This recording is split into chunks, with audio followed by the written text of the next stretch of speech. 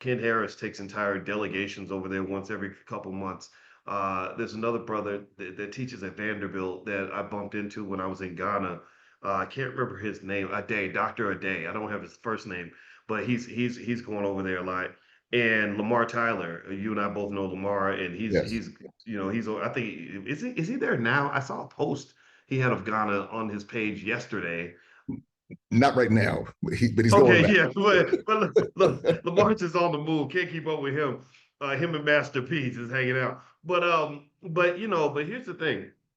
Uh, African Americans are so important to the future of the world and the future of Africa because African Americans are very wealthy. We're the wealthiest black people on the planet. But when you measure wealth based on per capita GDP, or better yet, just overall economic power, right? 1.7 trillion is our collective annual income, if you will, or black spending power. And I think the GDP of the total continent of Africa is about 2.5 trillion.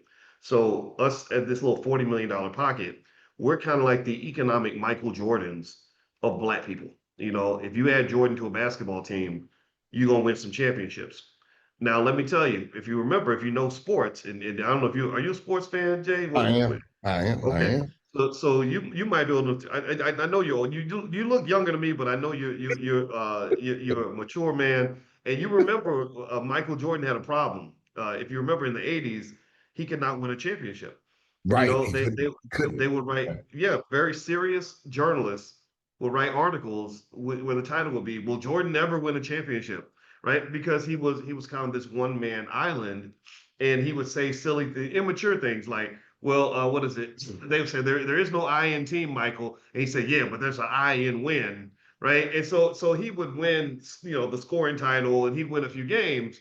But when it came time to try to win a championship, he kept getting beaten because the Detroit Pistons and other teams, they had a system.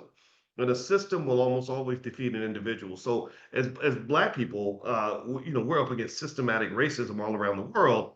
And Sure. those are kind of like our Detroit Pistons in terms of our ability to win a championship because we have allowed others to make us feel isolated. So here's why I'm bringing up Jordan. Because we are the Michael Jordan economically of the diaspora, in my view, we need to get what Michael did. We need to level up. Michael did a couple of things that made him a champion. Number one, he started to incorporate his teammates. He realized that in order to win a championship, he needed Scottie Pippen. He needed Luke Longley. He needed Steve Kerr. He Oh needed yeah. Dennis Rodman, right? Oh He needed those guys. And when he got those guys, he became so much more powerful. He was still Michael Jordan. He was still, winning MVPs and all that. But the difference was he was also winning MVPs and getting championship rings.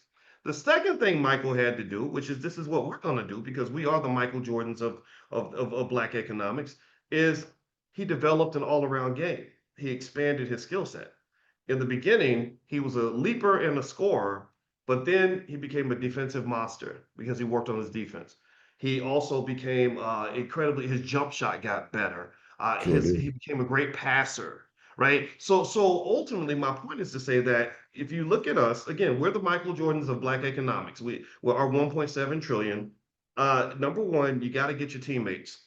You got some powerful teammates in Africa. You got entire countries with massive populations that you never learned about in school. Nigeria has 250 million people that want to be your teammates. I'm 33% Nigerian. Shout out to all of Nigeria.